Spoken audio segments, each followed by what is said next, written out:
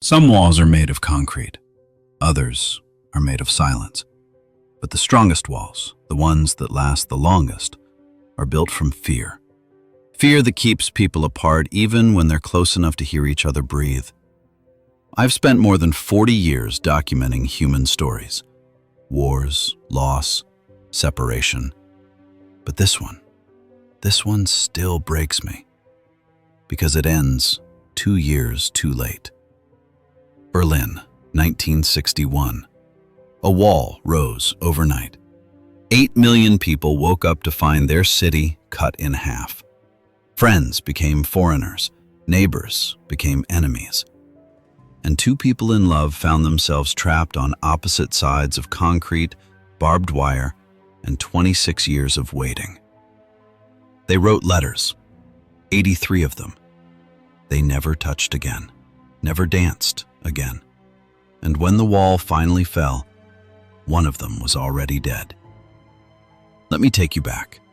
August 1961, East Berlin, Prenzlauer Berg.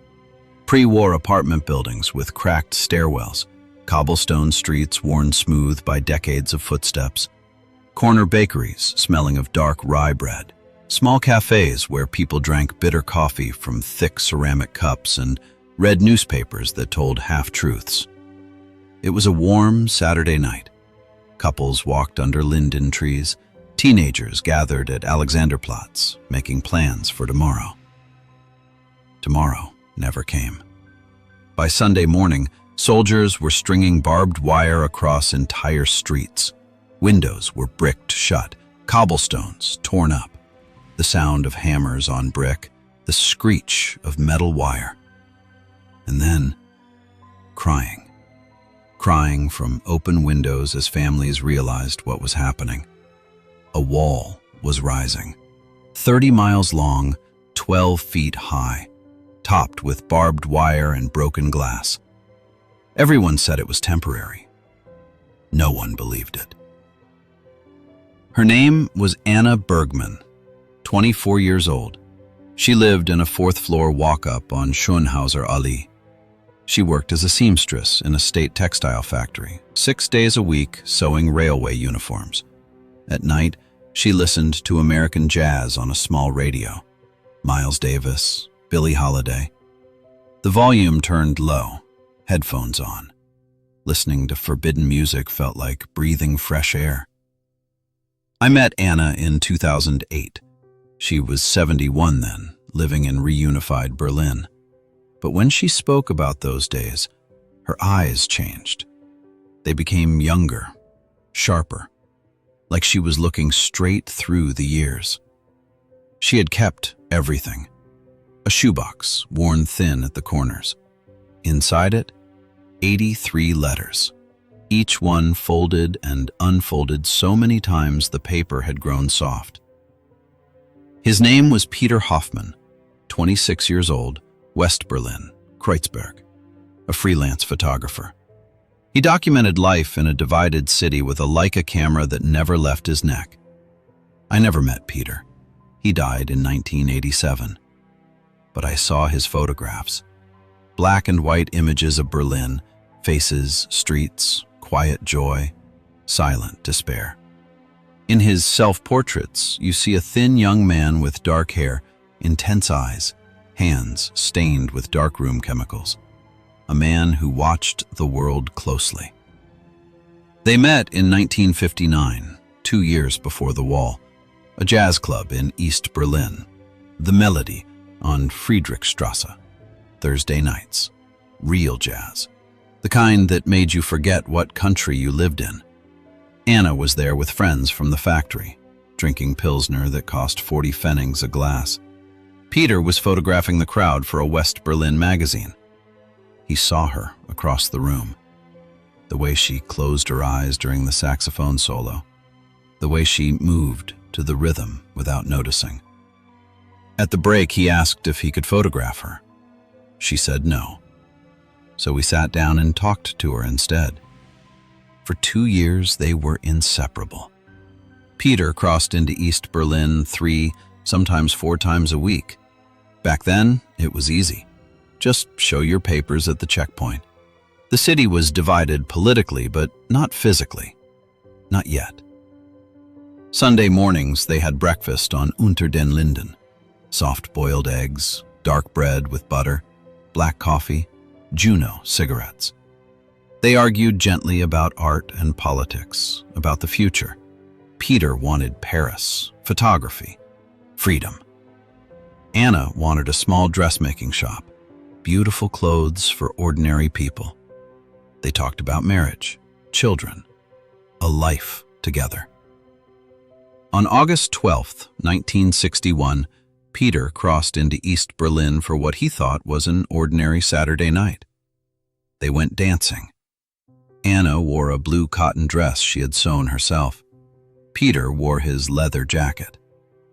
At midnight, they walked home through quiet streets. Their footsteps echoed on the cobblestones. At her building, they kissed. "I love you," Peter said. "See you tomorrow." "I love you," Anna said. Peter returned to Kreuzberg, developed film until 3 in the morning, fell asleep thinking about their picnic planned for the next day. He woke to shouting and engines. Anna woke to hammering, and her mother crying.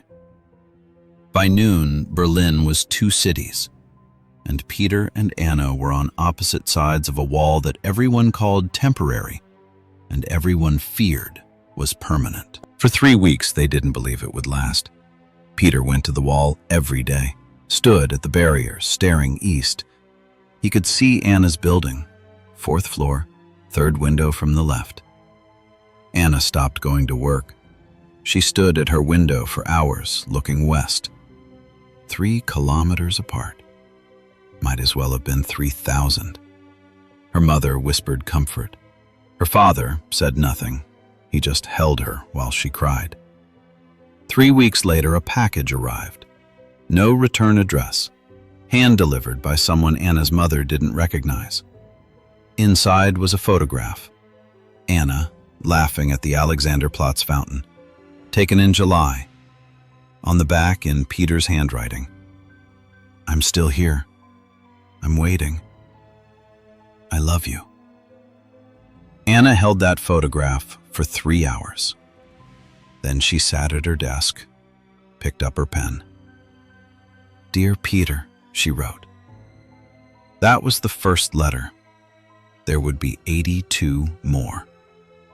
Official mail was impossible. Letters were censored, confiscated. But people found ways. Peter discovered a network, a Lutheran pastor, an elderly woman visiting relatives, a student who believed love mattered more than ideology. They carried letters in coat linings, between book pages, inside folded newspapers. If caught, they could disappear. But they did it anyway.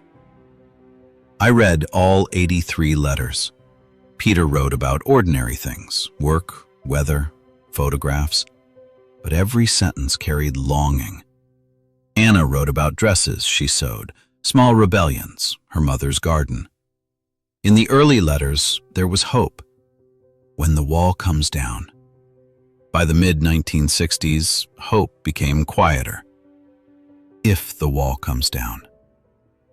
By the 1970s, the letters were about endurance, refusing to let the wall win. Time passed. Peter's mother died. He wrote, "This wall has stolen moments, not just years." Anna's friends married, stopped asking about her love life. Everyone knew Anna was waiting for someone who might never come. In 1987, Peter collapsed in his darkroom, a heart attack, 49 years old. They found him 2 days later, photographs scattered around him. In his pocket, a half-finished letter. It arrived at Anna's apartment 2 months later. She opened it expecting another page of waiting. Instead, she found unfinished sentences. 26 years. I'm tired. That was where it ended. Mid-thought, mid-life. Peter died in 1987. The wall fell in 1989. 2 years. Anna didn't go to the wall that night, didn't celebrate. She stayed home and wrote one last letter to Peter. Anna died in 2011. She asked for her ashes to be scattered in 2 places, half at Alexanderplatz, half at Peter's grave. The letters now sit in the Berlin Wall Memorial Museum. 83 reminders that walls fall, love doesn't. So let me ask you, what wall are you living with? Who are you waiting for? And how much time are you willing to lose? If this story touched you, share your memory in the comments, because these stories don't disappear unless we stop telling them.